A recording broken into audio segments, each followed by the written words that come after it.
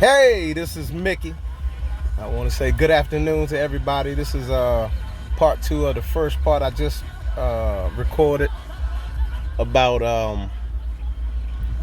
defunding the police and coming up with solutions to the problems that we're having um, within the Negro communities, within the black communities. I just wanted to do a part two real fast and piggyback off of the things that I was speaking about earlier about us really becoming the solutions to our own problems.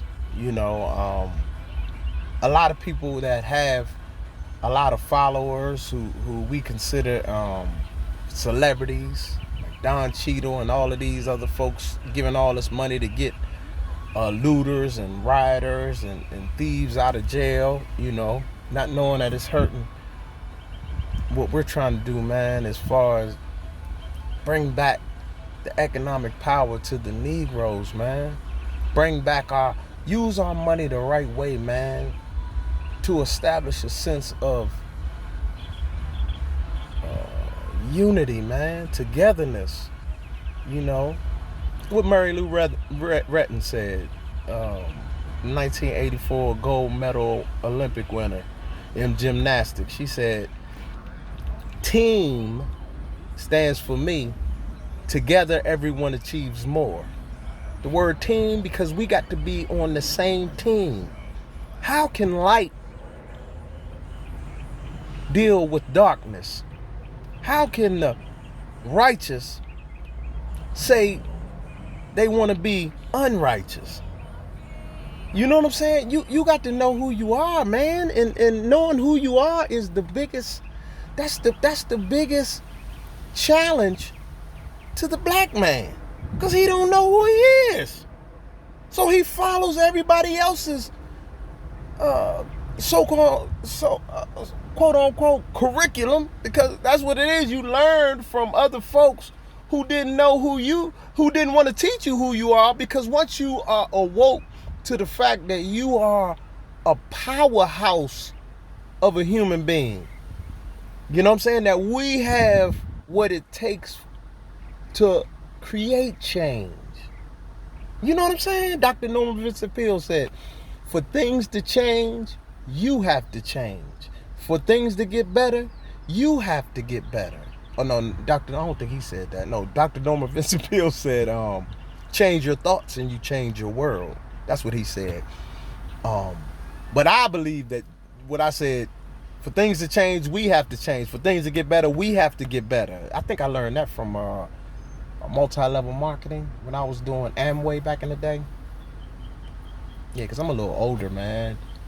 But I've been eating good, man, so it keep my skin nice and tight. But that's besides the point. And what I'm really breaking off of, because a lot of people don't think that solutions can come through younger folks, is what I'm saying. But you got to remember what Jesus said. In order to come to God, you got to be like a child. In other words, telling the truth. Because a lot of children speak the truth. And what we do is we mold them into our own thinking. That's why all of the racism and everything like that is created, because of what the Bible said in Proverbs. Train up a child in the way that they should go. And when they are old, they will not depart. So what children do are they're nothing but sponges coming up. And they absorb all of the things that we give them. And if we're giving hate, if we're giving them racism, if we're giving them violence, and we're giving them profanity, if we're giving them all of these things, what do you think they're going to act out? What do you think they're going to resort to? What they know. And that's what they've been trained in. That's what the environment they trained in, but they are not the environment, because you create your environment by your thinking. You know what I'm saying? Henry Ford said, you think you can or you think you can't. You're right. That's what Henry Ford said. If you think you can or you think you can't, you're right. So if you believe that just because you were born in a poverty-stricken area, just because you were born in a place of pillage where people been robbing, stealing, and killing, And you think that that's how you supposed to act. You know how they always say, at least when I was growing up, you can't take the Negro out of the ghetto, but you could take the you can't take you could take the Negro out of the ghetto, but you can't take the ghetto out of the Negro. See, because that all stems back from training up a child. But once you get to an age of understanding, you can divorce what you know. You could eliminate all of the stuff that you were trained in and start anew, because it's about knowing yourself, knowing your capabilities, knowing your limitation, which we don't have any limits. We're limitless people. You know what I'm saying? Because what Jesus said, with men it is impossible, but with God, for with God all things are possible. You have to understand. Don't worry about how you were raised. Worry about where you are now, that change can come to your doorstep. Change can truly come to your place of residence. But it's all about your thinking. You have to think in a different way to where the results you've been getting is not coinciding to your thinking. So if you're getting the same results, you're not thinking correctly. You understand? You're on that treadmill. You're on that rotational thing that continues to go 360 degrees. That's a circle. That's why you need to do a 180 about face and say, Lord, if it be thou, then bid me to come unto thee on the water. And what did he tell Peter? Just come. So you got to understand that being on the water is a place of impossibility. When you think of it in a logical standpoint, it's impossible for a person to walk on water. It's impossible. But Peter did it. He walked on a place of impossibility. But once he took his eyes off of that which gave him the power to walk on water, he began to sink. And it's the same thing with us. Once we take our eyes off of the power that gives us life, that gives us freedom, God gave you a freedom of choice. That's all the power you need. Because once you decide, power is there. In your decision to love one another, to understand that the creation of us, period, human beings, start with one person at a time. Because remember, all it takes is one. One could change the whole world.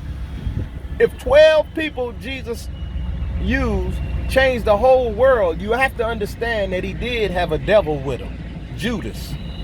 So no matter what you do, you always gonna have the devil. You always gonna have folks that don't agree with you. You always gonna have folks that think that they can do it their way. But if your way has been not working, it's time for us to choose a better way. That's why I'm so with the Right Way Global, because it's the right way. Jesus is the only way, the truth, and the life. No man cometh unto God but by him. You know what I'm saying? And the Father is sitting here with open arms saying, just come. Just come. Walk on this place of impossibility. I'm here standing on the water because I know what it takes to stand. You know, God knows. And for all of these folks out here that think they know and are shunning the people who have the solutions, they are shunning the people who are trying to tell folks the truth about this, not only coronavirus, but this whole world system and where it's going. Because the bottom line, like I said before, in part one, the UN only has the mindset or the agenda of the elite, and that's depopulation, killing, stealing, and destroying people's lives. That's it. The UN is not on your side. It's a part of those. Put anybody out there, pull out a dollar bill. Pull a dollar bill out of your pocket and look on the back of it. You're going to see the all-seeing eye Satan, which is over top of the pyramid. He the head. He the top of the pyramid. That's Satan. All right. Then on the other side, you got the eagle. And you got the 13 stars over top of its head. Those are the 13 families. That's all backed by the devil. See, that's why people always say money is the evil thing. No, it's not. It's the love of money, which is the root of all evil. God made it plain, but we don't have any understanding. We don't have any understanding. We use all this wisdom. What did God say? God uses the simple things to confound the wise. The wisdom of this world is foolishness unto the Almighty, because they don't have any understanding. That's all they have is wisdom. They think they know everything, but they don't see the end game. They don't think things through. They don't have a good sound mind to understand the judgment that's coming if you continue therein after this flesh. You know what I mean? Worry about the one who can cast the soul into hell, into the lake of fire. And that's what I've always been saying, man. We need to come up with solutions better than what we've been given. And we have I was talking about on part 1 about when Nimrod was building the Tower of Babel. You know that the Bible says that the people were one, of all of one language. Remember I was talking about the language, which is basically the mammon god now, but the language is money. Like we understand the language of the KKK. Their language was about white supremacy, killing people of color. You understand? That's their language. You understand what they speaking. So if you come and talk to their language with killing their folks and everything, they'll understand that language. Because that's what they've been doing. That's what they've been speaking to us. Because I told you long time ago, if you go back to any of my posts, what you do speaks so loud that what you say can't be heard. You understand what I'm saying? What you do speaks so loud that what you say can't be heard. And if you understand the language that they've been speaking, lynching and everything coming back from the Willie Lynch letter, that was given on the banks of the James River. You understand about how to break a slave, how to make a slave, how to keep a slave in line. That was our ancestors. That was our people. The Negro. That's when we were called Negroes. And how, if you read the book and if you understand what Willie Lynch did to keep his plantation in order and keep the slaves in order, and said to the slave masters, if you follow this program that I'm setting out, it could last for 300 years or even 1,000 years, he said. And he was taking and destroying the male, the Negro male, from out of the whole tier of order. Because he said, you destroyed the strongest slave in the camp or on the plantation. You take them and you put them, you tar them up with tar and put chicken feathers all over him. Hot tar, scorching hot tar. Put it all over his body and then fill him with chicken feathers and tie a rope to his arms and legs and tie it to the strongest horse you got. Two horses, and you rip them apart. You put the woman, the black woman or the Negro female and the Negro child, you let them sit there and watch as you let the horses, you slap the horses on the backside and let them rip them apart. This is how they used to do our people. You rip them apart, and then I want you to go beat every Negro male, slave male, older male, beat them to the point of death, but don't kill them. And you let them know, let all these the Negro women, they call them niggas, the nigger women, but it said B-I-C-T-H's, the nigger bitches, you let them know, you don't kill them, you beat them to the point of death, but you don't kill them. That's what's going to happen to you if you get out of line. You ripping the strongest mandingo, back when we were called, you rip them apart with horses. And this is a brutal truth. It was brutal truth how the Caucasians did us, man. But look, that was then. That's why we got to think. We can't use the same tactics as they use. We got to use our brain power. We got to understand now it's a different mentality. They not wearing sheets anymore. They're wearing suits, and they're in Congress, and they're making these laws against us for them. You know, it's just like back in the day when I was coming up. FUBU, for us, by us. Everybody used to wear it. And then they started downing FUBU, saying FUBU was this and FUBU was this, and FUBU just went out of, but it was for us, by us. And we got to understand, man, that man, we got to come up with better solutions and stick together, because back in those days, that Willie Lynch letter is still running rampant with the youth today. That's why we got black, because he was saying how you have niggas gonna tell on each other in the camp, in the plantations, and we're gonna put the female nigga in the forefront, and the male nigga's gonna fall in line behind her and be afraid. And that's what we have today. We got all of these girls trip movies, and how the black female has, or the Negro female have put us down, has sold us out for money. And that's what they did. That's what the Willie Lynch letter is all about. You got females now don't need a man. Black females don't need a man, but they're gonna take you up for child support, take you up for all of these things, and get you locked up, put you in the system. It's the same thing. The Willie Lynch letter, man. All of that, man. Watch these folks talk about, watch all these so-called athletes talk about how these women did them wrong, man. These gold diggers.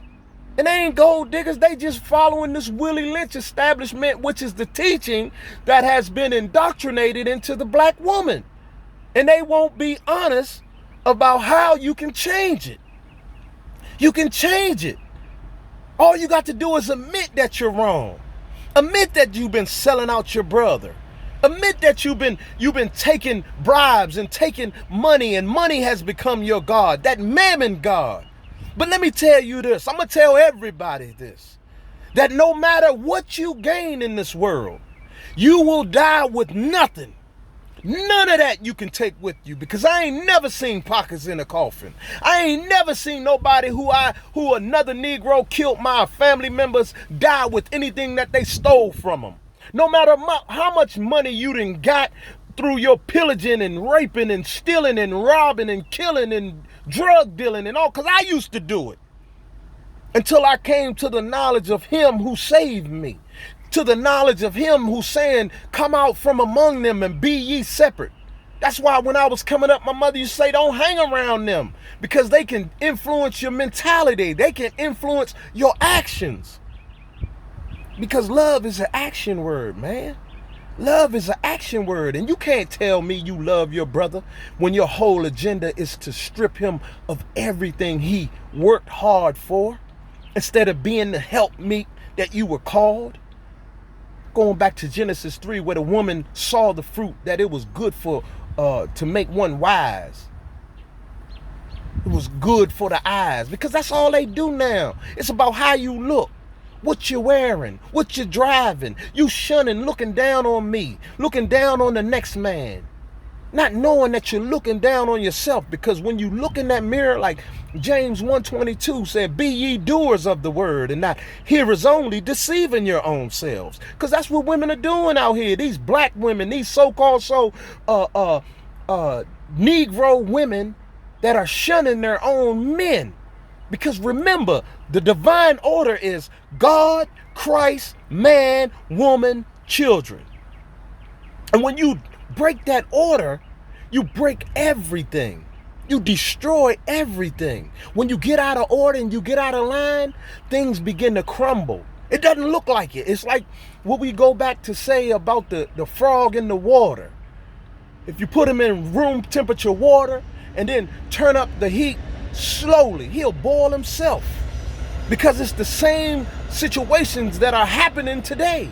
And everybody's screaming, these lives matter, when we've been killing ourselves for all of these years. Since my mother was growing up, and she was telling me about how segregation and all of that really began, and how it really started to where Most of the Negroes back in those days were flourishing amongst themselves until the Caucasian were mad that we had things, that we had our own things. We were keeping our money into the communities that we were living, and our communities were flourishing. And the Negroes, when they were around Caucasians were mad that they were driving nice cars. They were mad that they had suits on, because Negroes were some of the best dressers.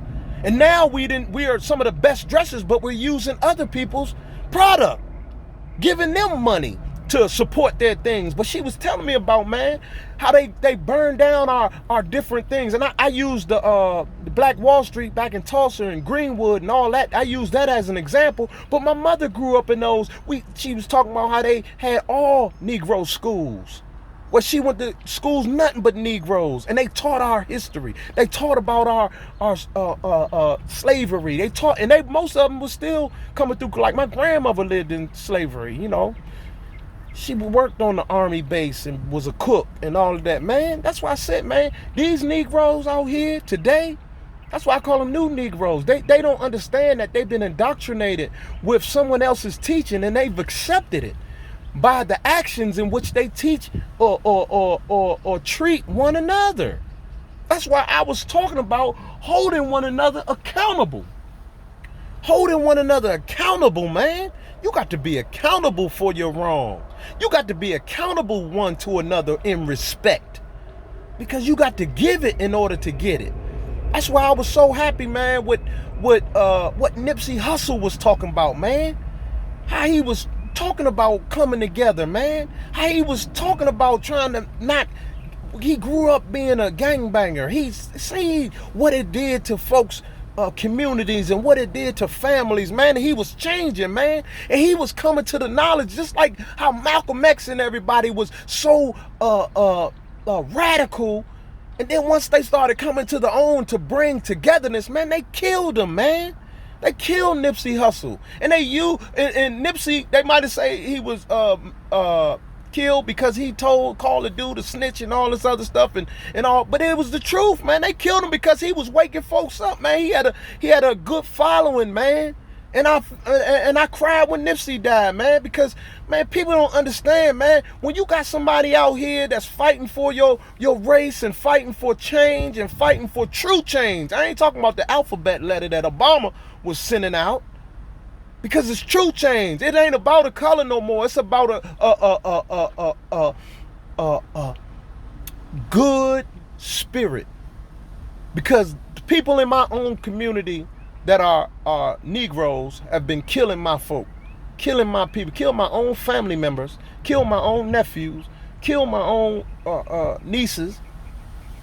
People look like me, killed them, blew them away. But we so-called say Black Lives Matter. We got to understand it's good and evil, but we got to start with ourselves. We got to start within the community, man. I know I said it might sound like a contradiction that color doesn't matter, but I'm telling you, we got to start within our own selves, man. We are the true Hebrew. We are God's people, man. These people that look like me, we come from Abraham, Isaac, and Jacob. Jacob was the smooth one. Esau was the hairy red one. He's still our brother, but his hatred comes from him selling the birthright.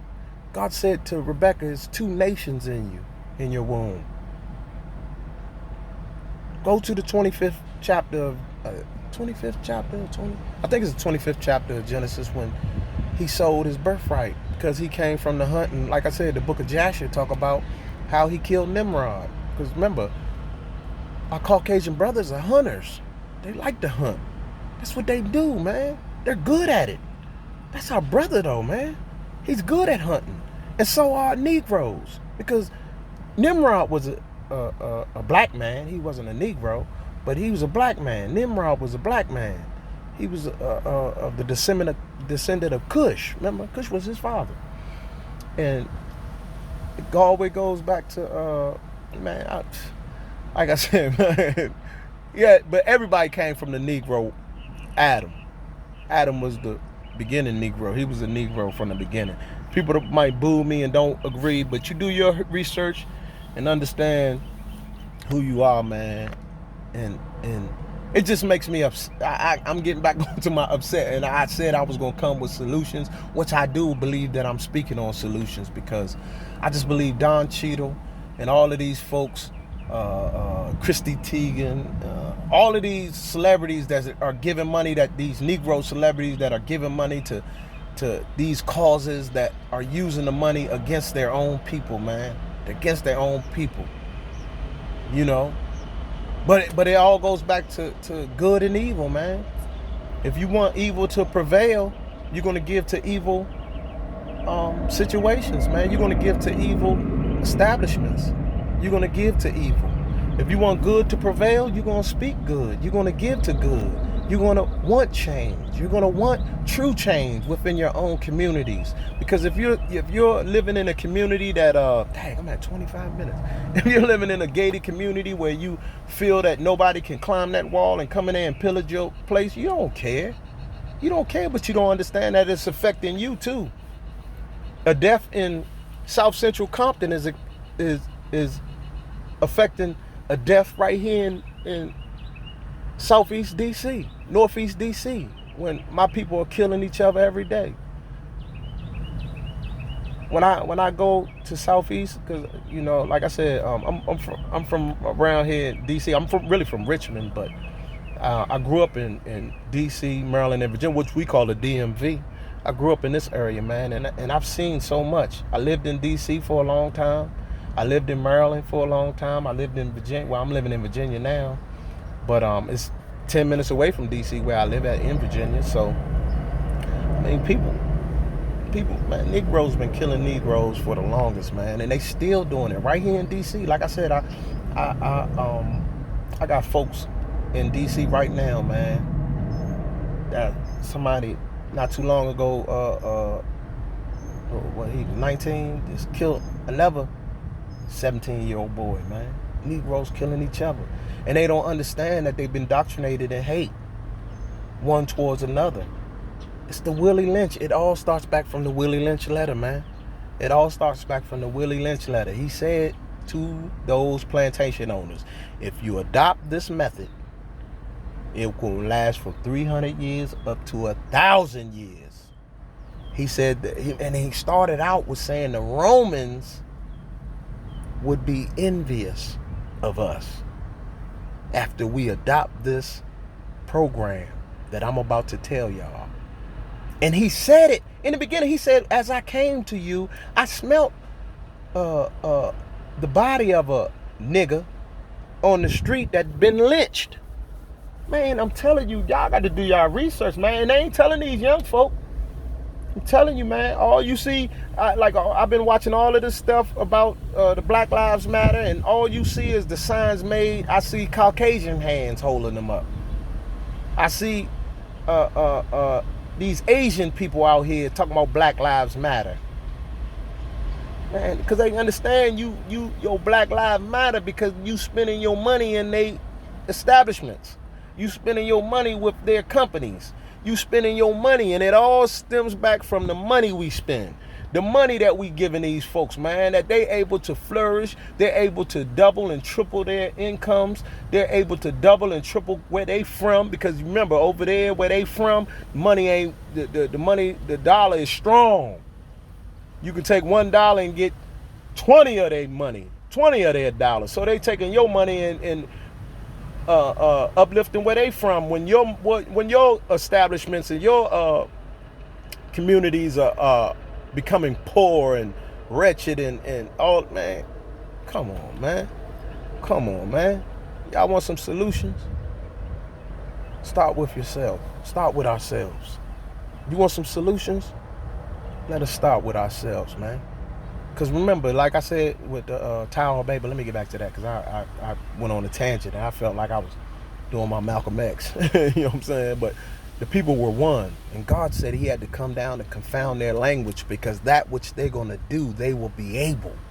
So that lets me know that, man, once we get on one accord, we can do anything. Anything. And What John 10:10 said, the thief cometh not but to kill, steal, and destroy. I am come that they may have life and have it more abundantly. If you stealing and killing and destroying, you're part of the thief's program, and that's Satan. Satan was the thief. He was a liar from the beginning. He lied to the woman to create his own establishment, a new world order, a world in which is not a part of the rules of the jungle, a world in which we can establish for our own self and forge a way in which we could go back to our forefathers who established the Constitution, that's George Bush Sr., and do what the UN, the people who given us the ability to create peace and change with it, man, the UN, man, United Nations, it's not what you think it is, man. They got an agenda, man. They got an agenda. These African people and these African nations and these Negroes in America, we need to establish our own way of thinking. We need to come out from among them and get back into the word of God, the true word, not what these preachers been talking, this prosperity and all of that. No, we need to repent. We need to ask God to forgive us for our wickedness. We need to turn from our wicked ways. We need to seek God's face. Seek the face of God, which is the change in our ways. When you're seeking God, man, you start to, like gold being refined in fire, you start to drop off the wickedness. You start to drop off the unrighteousness. It just becomes like dross. You'll get rid of it, and next thing you know, you're left with pure refined gold, something that cannot be moved by any NASDAQ, nothing that can be moved by any New York Stock Exchange. See, the true gold is the power you have in your choice. That's the true gold, man. That's the real gold, is choice. When you give up your choice, you give up your power. When you give up your power to decide, you give up your power. Because I told you, the Democratic Party, the Republican Party, they want your vote, man. Until, like what Charlemagne was he was interviewing Charlemagne the God off of the Breakfast Club, was interviewing Joe Biden, and he just let it slip right over top of his head because he still don't understand. He got a platform, but he still don't. He giving people the donkey of the day, but he the biggest donkey. Because Joe Biden said, if you don't vote for me, you're not black. That's a Willie Lynch. He's supposed to call him out. Wait a minute, Joe, who you think you talking to? Who are you talking to? You don't say nothing like that to a man who understands that you're